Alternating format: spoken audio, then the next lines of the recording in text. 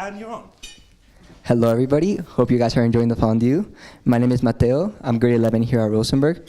And for today's Wednesday 8 o'clock panel, the title will be Learning Without Borders. Our theme line will be Building Education Systems for Uncertainty, Mobility, and Scale. We'd like to bring up to stage Anna Rold, the CEO of Diplomatic Courier and World in 2050.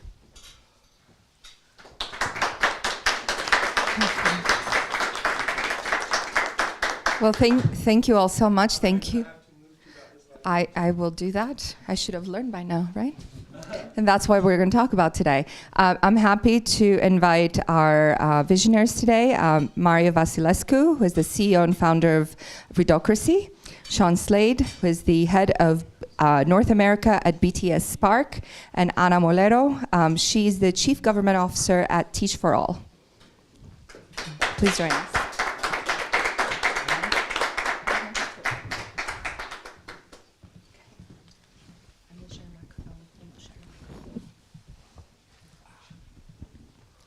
Perfect. So my first question is for Sean. Sean, if you could turn one life skill into a daily training drill, like athletes used, what would it be? Okay, one life skill. I was thinking about this, and I don't want to be too deep, but also don't want to be too shallow. So I'm trying to think of something which can be done quite easily every single day. And what I came up with was a life skill that you should be doing daily is to admit humility and to admit that you don't know everything. Because we find that a lot of people that we come across in our line of work as leaders believe that they have all the answers already. And to survive in this current world and the current world of uncertainty, we want people who are striving to find what they don't know on a daily basis. So that would be my life skill, daily skill that you should be trying to seek out. Perfect. Thank you so much. And now our next question is for you, Anna. If every school had a citizen graduation requirement, what should it be? Empathy, media literacy, climate skill, or civic courage? Thank you. Can I say all of them? No, I need to pick one. I think I was talking to Anna before during dinner, and I've been talking to a few people and just seeing what's happening in the world. I think we have a global empathy crisis, so we're really needing to empathize with one another and just meet people where they are and try to support each other. So I think empathy would be the one that resonates the most. Thank you. And my next question is for Mario. In a world where AI can fake almost any effort, how do we ensure the process of learning isn't forgotten? Should we forget it? Absolutely not. I think the problem when people using AI to shortcut the process, I think comes down to being taught that the process is transactional and actually it's just a means to an end to get a piece of paper. And so, of course, people are inclined to cheat or take shortcuts or not think too much about the process. And so I think one of the ways to make us not forget the process is to make the process count and make it tangible. You should not just have evidence of the final result. The way to get there is just as important to be tangible and also to be celebrated. If you're going to be motivated by a diploma, how else can I motivate you to do the process and make you celebrate that and attach your identity to that? People are busy, they're stressed, they need to take shortcuts, oftentimes not because they want to cheat, but because they're under pressure. And so how do you motivate them so much so that psychologically that overcomes the need to take a shortcut? So, thank you so much. I'd love this opportunity to also ask you a question. And as a co-moderator, I've been thinking about education for many, many years, as all three of you know. And you touched on the point of diplomas and credentialing. And that's part of the education process we've created around the world. It's this linear process. We go in, we get assessed, we get a degree, we move on. And the promise of education is the promise of a good life, the promise of a job. But things have changed. Education and learning is happening here today. What we're doing right now is learning and education. So this is a question for all three of you. where else is education happening? And how do we measure it? How do we, it's definitely not going to be measured in the ways we have until now or before. So where else is it happening? And you can say here, but then move on to more ideas. Who wants to go first? I can try. So I work at Teach for All, which is a network of 63 organizations, Teach for partners, and we place teachers in the most underserved communities in all these contexts. And 5 years ago, we decided to go into these classrooms and just see what's happening in the most transformational classrooms, in these settings, really underserved settings. And what we realized is that the purpose of education in those classrooms was different. So teachers were not developing students to, be the best at science or at maths or literacy, but also bringing some kind of skills. They are called social emotional, soft skills, but things like, awareness, agency, leadership, well-being as well, connectedness with others. So I think it can happen in the classroom, but then we need to shift this purpose of education. What are we wanting students to be? And if we want them to be great at maths and literacy, that's not going to work for this kind of life that you are describing. So I think it can happen in the classroom, it can happen in communities, but it needs to be this reimagining what's the purpose of education. And if you don't mind me adding, Anna, Yes. do you think that a lot of the educational purpose or the teaching in the classroom, do you think it has now transformed into preparing students for jobs in a future workspace that we might not know nowadays, or that workspaces that are going to be generated in the future?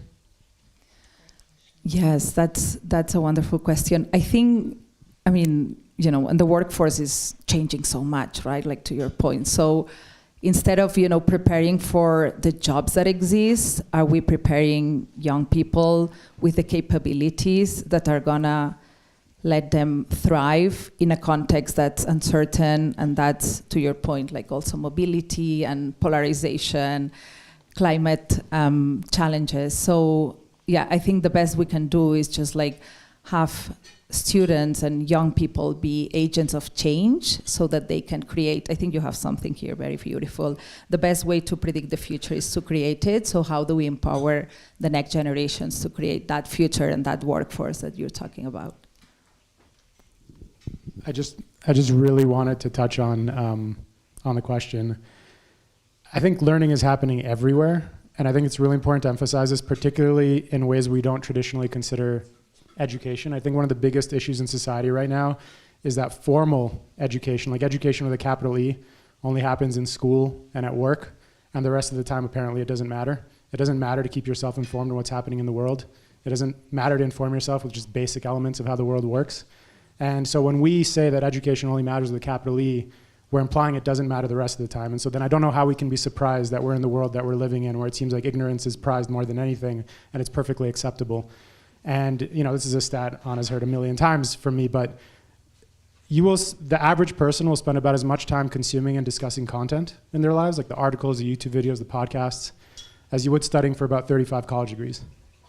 You have nothing to show for it. And yet you're supposed to be identified by a diploma maybe 20 years after it's done, and that's who you are.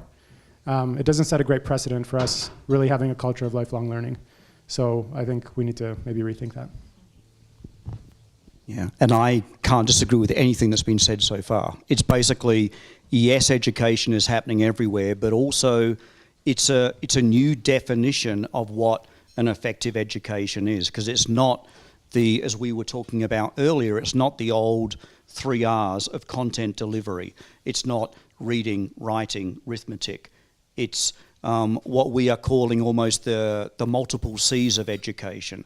It's collaboration, it's creativity, it's critical thinking, it's citizenship. It's all of these things that we will need to know in the future. Very often we talk about not knowing what students will need to know in the future. Now, we may not know what they need to know content-wise in the future, but we know that everybody will need to be able to be a problem solver, to be creative, to be collaborative, to be a communicator.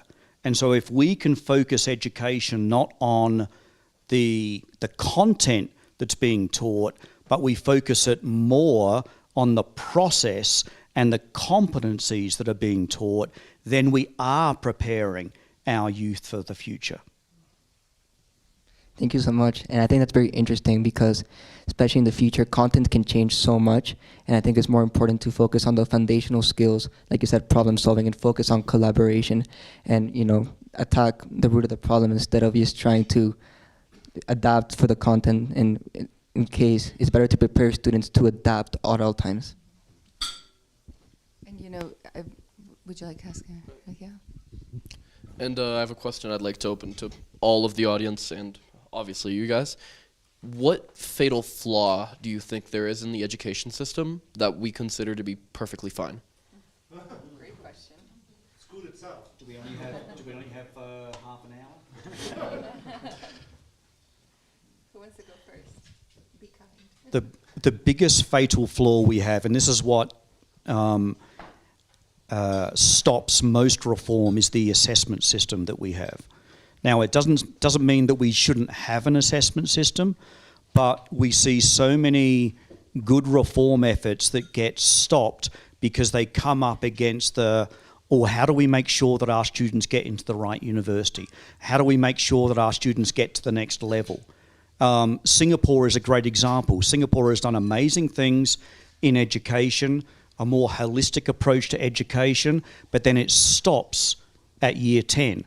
Why? Because they have to prepare their students for upcoming assessments. So until we can change the assessment system, I don't think we're going to truly reform education.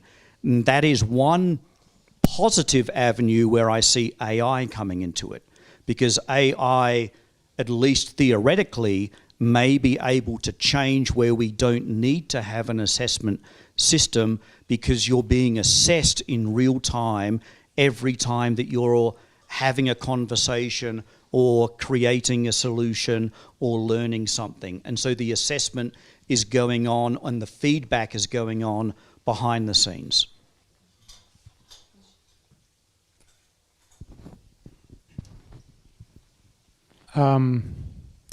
I feel like the biggest flaw is that, so first of all, media literacy is not sufficiently standardized. The fact that that isn't table stakes everywhere, instead of being something left to nonprofits only, made law in some states and some jurisdictions, is absurd. But beyond that, I think at this point, what is missing is we need, more important than any other subject, is a curriculum for a shared reality. Reality is dissolving. It has been dissolving. It's only going to get worse in so many different ways. And so having, table stakes be obsessing from an early age to teach you cognitive, biases, logical fallacies, techniques of propaganda, media literacy elements as well, the use of AI and manipulation and having a sixth sense for that.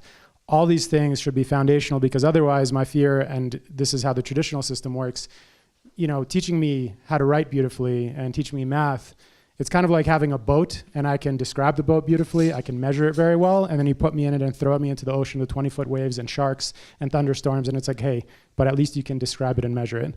And I don't think that is for survival, and I think we're seeing the results everywhere. So that is the thing I'd really love to see changed. I let the microphone pass because I was going to say assessment, so I just wanted to think a bit more about it. And I think one of the things that we're missing is, I don't know if you would agree, but feel free to push back, but it's how do we recognize the education profession and the teacher profession? How do we support better teachers to be also learners?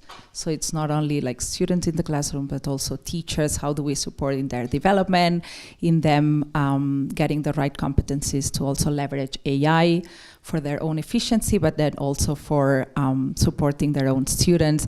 And then how do we build these relationships of trust, and we make sure that we embrace technology, we embrace AI, but then we keep also this human approach to a relationship between student and the teacher. Such excellent questions now. But I would love to have some of you also ask questions or answer some of these. My question would have been, You mentioned new foundational literacies. What are they? Give us a couple of examples. I know you said a few, but what are we missing right now that needs to go into the curriculum, like right away? We have no time to spend.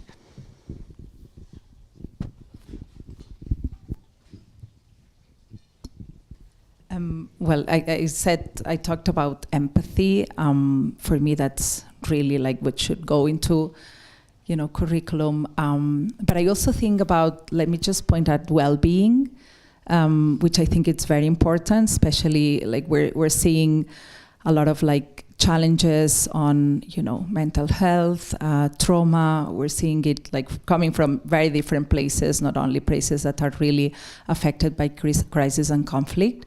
But yeah, just the notion of well-being, how do we take care with one another? Sometimes in education, it doesn't sound right to say love, but how do we bring love and compassion also into classrooms, and how do we, create these spaces that are safe and open? Well, I'll try something here and see if it works. I used to do this in talks that I used to give, and I want you to imagine either yourself or your child or somebody you know at the age of 25. And we say 25 because it's after all formal schooling, university. And how would you describe yourself or that person at the age of 25? What are some adjectives you would want them to be? And you can shout them out.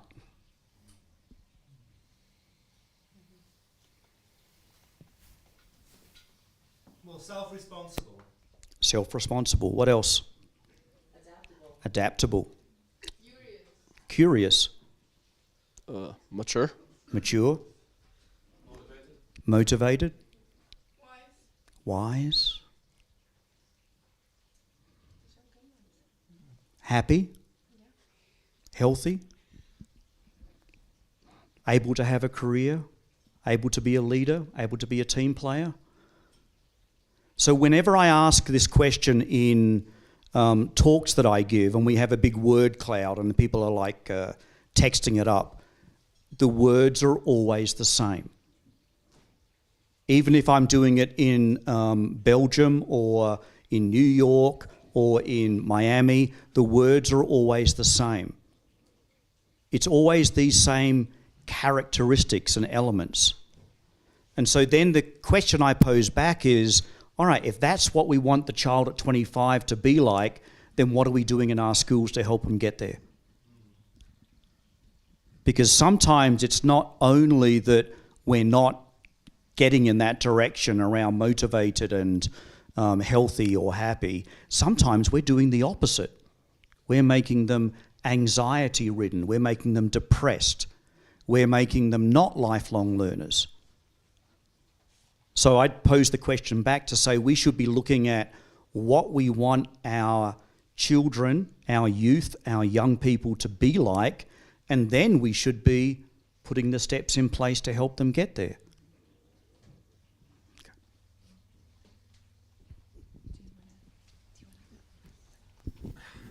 Okay, well, I know that we're sort of in our last question here, and I wanted to also have you think about sort of what questions you might still have or comments. But the final question that I had for all of you, and maybe you could also think about it as well, my co-moderators, the name of this session is Learning Without Borders. When we think about learning without borders, the way I think about it is that talent and competencies and skills, they exist everywhere. They don't have any borders, right? Children are not bound, their imagination is not bound by borders. But opportunity is, right? So a student in Switzerland and a student like we heard about earlier, about displaced people in a refugee camp, what can we do to help education arrive well for all of them in the future? And you all have heard me wax lyrical about the future. The future is not something that just happens to us. It's something we co-create today. What we're doing this week together is we co-create the future. So think about what it is, what kind of learning doesn't have any borders at all. And this could be for all of you, for you both, and for all of you as well. It's a question I want to leave you with before we leave today. Was that too hard a question? Well, I can answer that question. Well, I think that, today's whole topic is about technology and trust. And I do think, well, of course, there's a lot of negatives and positives about technology. I think one of the main ones is that because we have social media, a lot of these talents, as you said, can be shown to the rest of the world. I mean, I've seen videos of people who are from their own accounts, like describing their experiences in Gaza or from Africa. And a lot of these social media can be used for a lot of good, and I think that's one of the main ways. Of course, they might not have the same opportunities as us students at Rosenberg or even students in America, but I do think that with social media, we can increase at least visible access to these people so that the rest of the world can see their real talent and increase a little bit more of opportunity or give them a fighting chance so they can have the same, well, to create more equalness between everybody. That was a great answer because technology, that's the promise. It's a great equalizer, right?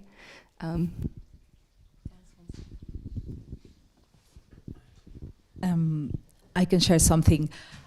I think, just for me, learning without borders means showing what's possible and exposing young people to what's possible, to what are the role models, what can be achieved. So there are like no limits, right? Like I wish I could go back and just have this amazing talent that you can expose and that you can develop even further.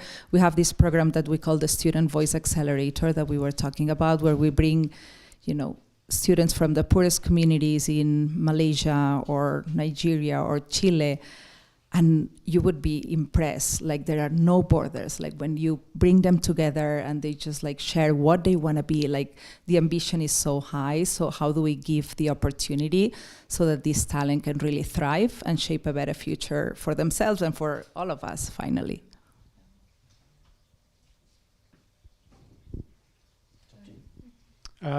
I just, on the theme of technology, with a modern web, one of the main things people would say was, it's gonna revolutionize information and therefore education. And the two issues we didn't factor in is that if the business model of this internet relies on noise, all the good stuff is gonna get buried and the average person is gonna have a very hard time finding it.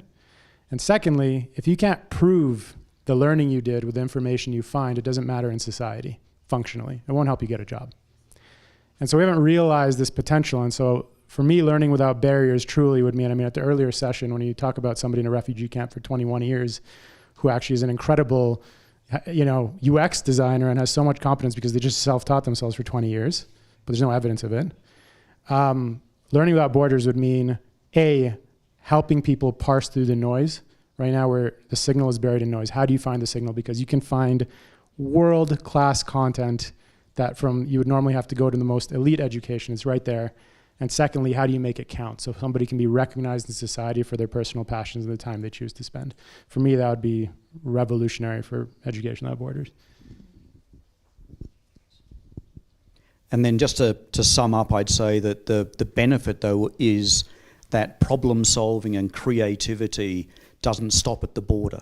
And so it doesn't really depend necessarily on your income. You can get some of the most creative people, some of the people who can solve issues, solve problems anywhere in the world. So the idea is, one, yes, let's change education so we're more focused on creativity and critical thinking, but let's also look at how we can showcase that so we can prove that everybody is capable of doing it. Thank you all so much. I appreciate you. And thank you for hosting us. Thank you to our students.